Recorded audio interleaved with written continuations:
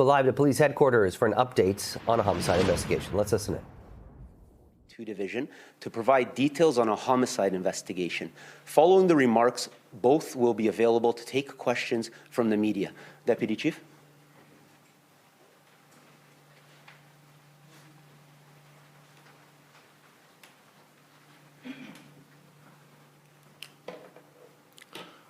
Good morning, everyone. Thank you all for being here. I'm joined today by Detective Sergeant Stacey McCabe of the Homicide and Missing Persons Unit and Detective Michael Kerr of 52 Division. And we're here today to provide an update on homicide of a 62-year-old man, which was our 29th homicide in 2025. On August the 31st, the 62-year-old man was taken to hospital after he was violently attacked. He was later released, and sadly, on September the 4th, he succumbed to his injuries and was pronounced deceased. The cause of death was determined to be related to this attack. We have not yet located the next of kin, and so the victim's identity will not be released at this time. Today, we are announcing that 2 individuals have been arrested and charged with this murder. What is very concerning is the age of one of the accused.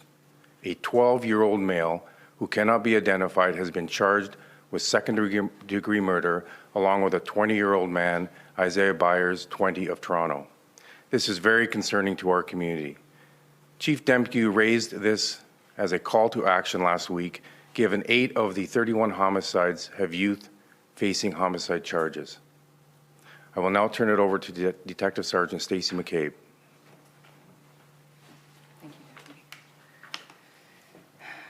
Early in this investigation, we learned that this homicide was part of a series of violent attacks that took place on the morning of August 31st in the downtown core. This was a disturbing crime spree. These assaults took place between 5:45 and 8:07 in the morning. As you will see on the map here to my right, the first assault took place at 5:45 a.m. in the area of Yonge and Dundas. The accused approached an underhoused male and began violently beating him. One of the accused was armed with a hammer. This male was able to escape, and the accused walked away.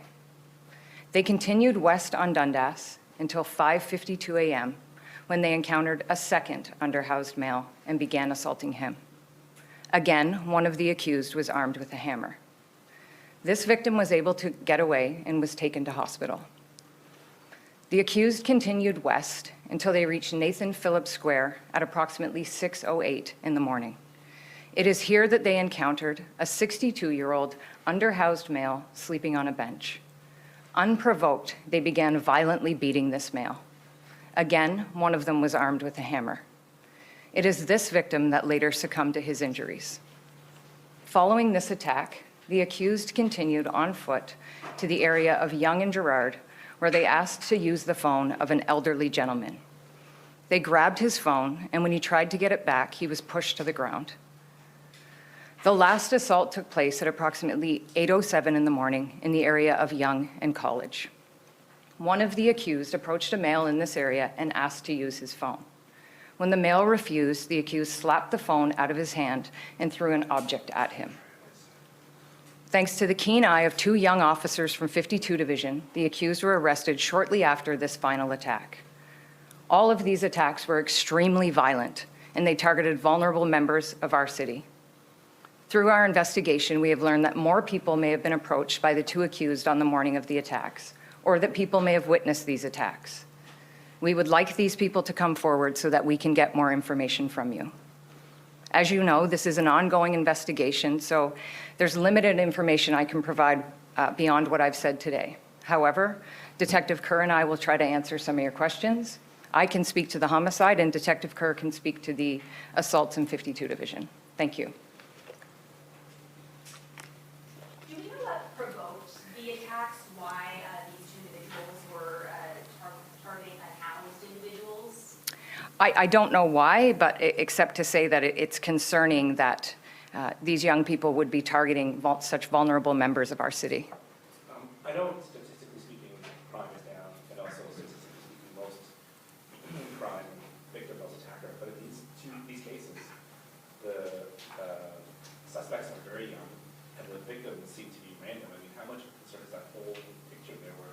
didn't even know who they were doing it to.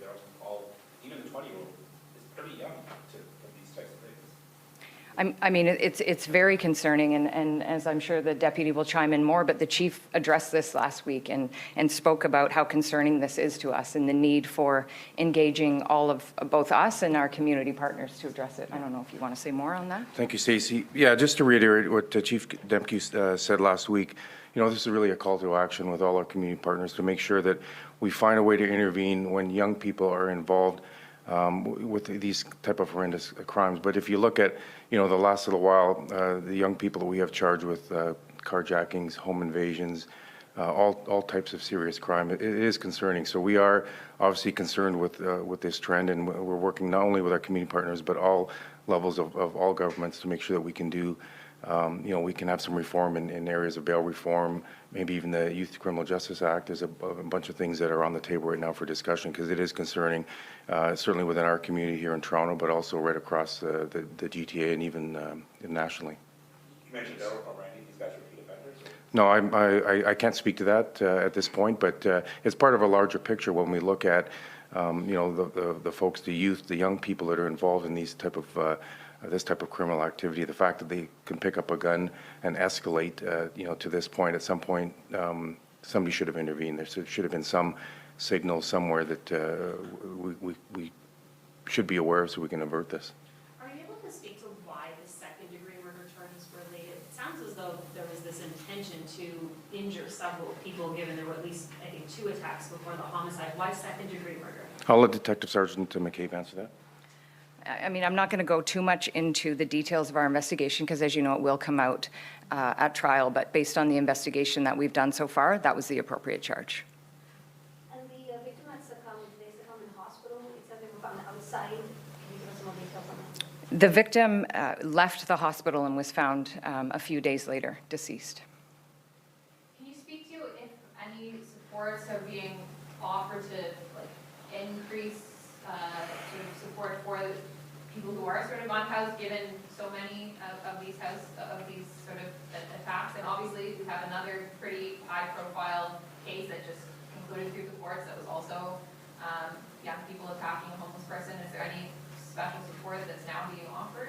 I mean, that's something that that we as an organization, I don't want to overstep, will be certainly looking into, as the deputy just said and the chief said last week. That's certainly something that we recognize needs to be addressed, and we will work with our partners to address it. Maybe one thing, just, I'm sure that most of you in the media are aware of our core program. We have outreach to underhoused members of our community. So there are things that we are doing proactively, organizationally, but also locally in each division. There are programs and officers who are assigned to make sure that we're out there, trying to connect with folks that are underhoused. Just ask a question as well. Statistically, crime is down in the city. The homicides 30 is below what we were at this time last year. Several of the other kind of major crime markers are down, but these are pretty jarring given the ages of the people involved, either the accused here or in some of the cases the victims have been very young. So how do you balance the message to the public where crime is down, but the crimes that are being committed seemingly are very kind of jarring because of the people that are involved? The numbers are what they are, and as you mentioned, statistically they are down year over year, but that, provides no level of solace to a victim, somebody who's been hurt, right? So it's an individual thing when somebody is harmed or hurt, or, the community is impacted. So while, the trends are encouraging, each individual incident itself is problematic, especially when it's so violent. I mean, this is just unbelievable. You have a 12-year-old.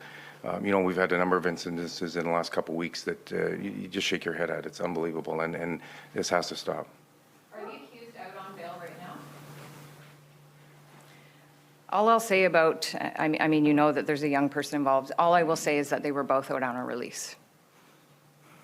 So they were both They were both on release orders. Are the accused both of Toronto? I can't speak about the young person any more than we already have. Were all of the victims experiencing homelessness, or the first 3? It seems the first 3 were. And then the other 2 were people who happened to be out at the time with phones, is that correct? Yes. Okay, so approach them if you don't believe they were vulnerable, just. One more question. Sorry, but the actual homicide victim was unhoused though? Yes. Okay. Thank you. If anyone wants footage of the full program, we did provide a video last week. We've been listening to an update from Toronto Police in regards to a homicide investigation, some fairly disturbing details. And this is all pertaining to some incidents that took place back on August 31st. It was a series of violent assaults, particularly on unhoused people. And from what we're learning, that 2 people have been arrested and charged with murder. One of those individuals is a 12-year-old who was out on bail. And we're also learning that the other accused is a 20-year-old from Toronto. Some of these violent incidents accused near Yonge and Dundas, in the downtown core area near Nathan Phillips Square. And apparently, from what we're learning from police, is that these accused just started viciously beating some of these individuals, with one of these individuals losing their life.